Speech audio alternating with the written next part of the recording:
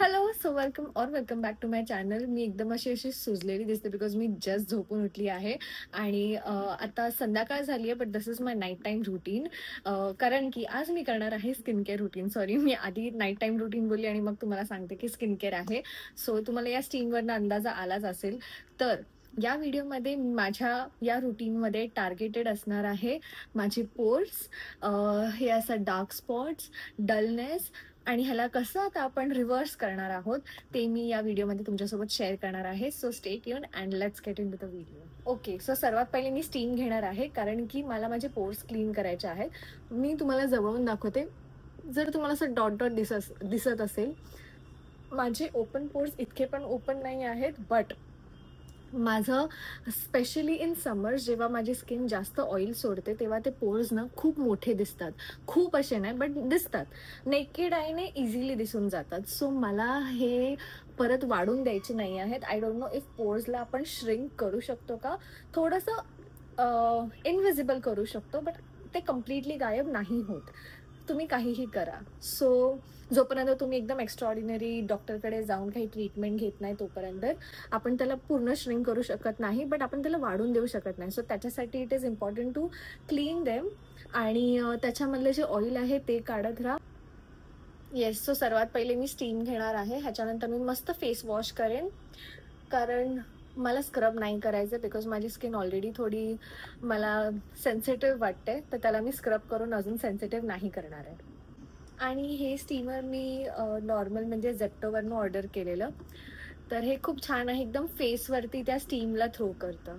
And if possible तुम्ही steam घेताना तुमच्या डोळ्यांवरती ना कॉटन पॅड्स वगैरे ठेवू शकतात बिकॉज काही लोकांना गरम ह्याच्याने डोळे लगेच लाल वगैरे होतात. आता मला सवय झाली म्हणून मी करत नाही, but you can consider.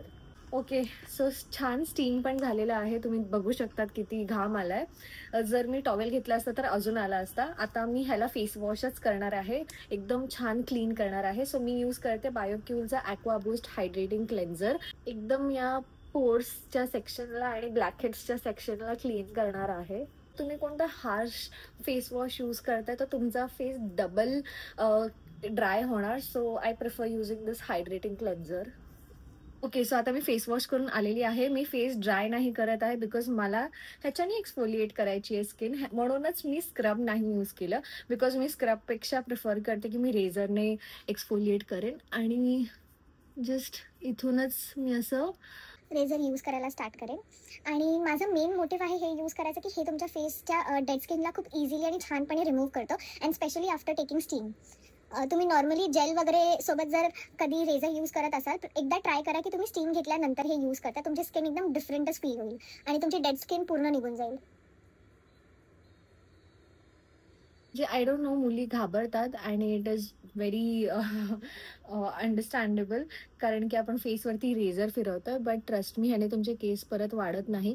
It's just like your eyebrows. तुम्ही आयब्रोज शेव केले या फिर आयब्रोज वॅक्स केले, तुमचे आयब्रोज परत केसाने एवढे मोठे होत नाही और दाढीसारखे मोठे वाढत नाही. तुमचे आयब्रोज तेवढेच वाढणार आहेत जेवढे त्याची ग्रोथ आहे. Same with face. तुम्ही फेसचं किती पण केस रिमूव्ह केलं तरी ते तेवढेच वाढणार आहेत जेवढे त्याची ग्रोथ आहे. त्याहून जास्त कधी वाढत नाही और त्याहून थिक वगैरे कधी वाढत नाही. ते काय होतं, एकदा फेसवरनं केस काढले की आपला फेस एकदम खूप सॉफ्ट फील होतो. त्याच्यानंतर थोडेसे जरी केस आले की ते आपल्याला रफ वाटतात, जसं शेविंग करताना. मग छोटी छोटी ग्रोथ आली की आपल्याला रफ फील होतं आणि मग आपण फेसला घेऊन खूप टेन्स्ड होतो. सो असं काही नसतं. ओके, सो मी फेस छान क्लीन करून आलेली आहे. मी परत फेस वॉश वगैरे काही यूज नाही केलं, फक्त पाणी मारलं आणि त्याला सुकवलं, ड्राय केलं आहे. आणि नेक्स्ट आहे which is very important after steam की आईस वॉटर. बिकॉज तुमचे पोर्स आता ओपन आहेत, क्लोज पण झाले असेल, बट त्याला अजून लॉक करायला मी हे आईस वॉटरचं हे करते. यू कॅन डू एनिथिंग, फक्त आईस फेसवरती लावू नका. तुम्ही थंड पाण्याने पण फेस वॉश करू शकता. थंड पाण्याने फेस वॉश करणं खूप छान आहे. तुमची स्किन खूप बेटर फील व्हायला लागेल. फक्त जर तुम्हाला सर्दी वगैरे होत असेल तर तुम्ही ऑल्टरनेट डेज या फिर 2-3 डेजने ते करा. बट जर तुम्हाला सहन होत असेल तर डेली तुम्ही एका छान थंड पाण्याने फेस वॉश करू शकतात. मी ते करायची, बट मी आता रिसेंटली बंद केलं. मी विसरून जायची फ्रीजमध्ये वगैरे पाणी ठेवायला, पण मला परत स्टार्ट करावं लागेल बिकॉज मला पोर्सची खूप चिंता आहे. सो ह्याच्यामध्ये मी आईस टाकलेला आहे. खूपच गार पाणी होतं आणि बट छान फील होतं या समर्समध्ये. आणि ना डिप करून थोडं रिलॅक्स करा तिकडे, लगेच असं बाहेर आत असं करू नका. ओके, सो आता एकदम फ्रेश फील होत आहे. मी फक्त ना टॉवेलने असं डॅब केलंय फेसवरती. आणि या ग्लोला अजून ग्लोई करायला मी यूज करणार आहे बायोक्यूलचं एव्हर ग्लो रेडियंट स्किन. हे तुमच्या स्किनला ब्राईट करतं बिकॉज यात विटामिन सी आहे, प्लस तुम्हाला असं रेडियंट स्किन देते, ग्लोई स्किन देते इन शॉर्ट. सो येस, हे मी सिरम भरपूर टाइमपासून यूज करत होते. इनफॅक्ट मी ह्यांचं ना स्पॉटलेस सिरम पण भरपूर यूज करते. हे तर आता हे सिरम फेसमध्ये एकदम अब्झॉर्ब झालेलं आहे and you can see that glow. यानंतर मी जास्त काही फेसवरती प्रोडक्ट्स नाही बिल्ड करत, फक्त सिरम मॉइश्चरायझर हे माझं असतं. टोनर वगैरे मी जर टोनर यूज केलं, टोनर पण छान असतात, पण टोनर यूज केलं तर मग मी सिरम यूज करत नाही. आणि आता मी यूज करणार आहे मॉइश्चरायझर. सो मी यूज करते kesar and kojic acid oil free moisturiser from doctor Sheth's. हे खूप छान समर्समध्ये, फुल समर्समध्ये मी डॉक्टर शेड्सचंच मॉइश्चरायझर यूज केलं आहे बिकॉज त्यांच्याने ना ऑइल फ्री आहे and it is actually oil free. म्हणजे फक्त बोलायला ऑइल फ्री नाही आहे. जर तुमची खूप ऑइली स्किन असेल तर तुम्ही हे ट्राय करू शकतात. आणि मॉइश्चरायझर लावताना ना इफ पॉसिबल ना तुम्ही स्किनला मसाज द्या. तुम्ही गॉशा वगैरे पण यूज करू शकता. माझ्याकडे सगळं आहे, बट या एवढ्या बिझी लाईफमध्ये ते कधी कधी यूज करणं राहून जातं. सो मी ते विकेंड्सना वगैरे यूज करते, but you can still use your fingers ना. माझी स्किन खूप पफी आहे. सकाळी उठल्यानंतर, दुपारी उठल्यानंतर खूपच माझी पफी स्किन दिसते.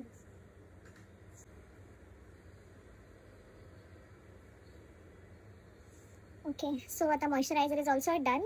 नेक्स्ट, सो आफ्टर मॉइश्चरायझर मी आजकाल हे बायोक्यूलचं ना आय क्रीम यूज करायला लागली आहे आणि ही ऑलमोस्ट संपत आली आहे, बट स्टील एकदम टायनी प्रोडक्ट लागतं, एवढूसं आईजच्या खाली आणि वरती मी लावते बिकॉज आईजला हे एकतर ना ऑइल फ्री मॉइश्चरायझर आहे. सो त्याच्याने ना ही जी आपली सेन्सिटिव्ह स्किन असते त्याला जास्त मॉइश्चरायझेशन मिळत नाही, म्हणून मग मी जस्ट हे असं डॅब करते. आणि माझं आईज जास्त, तुम्ही जर मगाशी व्हिडिओ स्टार्टला गेला असाल तर तुम्ही बघाल की माझी आईज किती पफी होते. सो हे लावल्यानंतर ते थोडं पफीनेस निघून जातो. आणि तुम्ही आता बघू शकतात की पोर्स थोडेसे बंद वाटतात, जे मी तुम्हाला मगाशी दाखवलेलं. If you can rewind this video, तुम्ही बघाल की इथे थोडेसे ओपन दिसत होते आणि आता हे विजिबली कमी दिसत आहेत. सो येस, हे मी असं पोर्सला टार्गेट करते. आणि ग्लोई स्किन, ह्याच्याने स्किन पण एकदम अशी जी डल दिसत असते ती छान दिसते बिकॉज तुम्ही स्टीम करतात, तुम्ही ग्लोवाला सिरम यूज करतात, फेस वॉश, मॉइश्चरायझर, हे सगळं स्किनमध्ये छान अब्झॉर्ब होतं आफ्टर स्टीम आणि कोल्ड वॉटर वगैरे. So yeah, that was all for this video. Do let me know तुम्हाला हा व्हिडिओ कसा वाटला. अँड मी सगळे प्रोडक्ट्स डिस्क्रिप्शनमध्ये टॅग करेन इन केस तुम्हाला ते बाय करायचे असतील तर. So yeah, that was all for this video. See you in another video. Bye bye.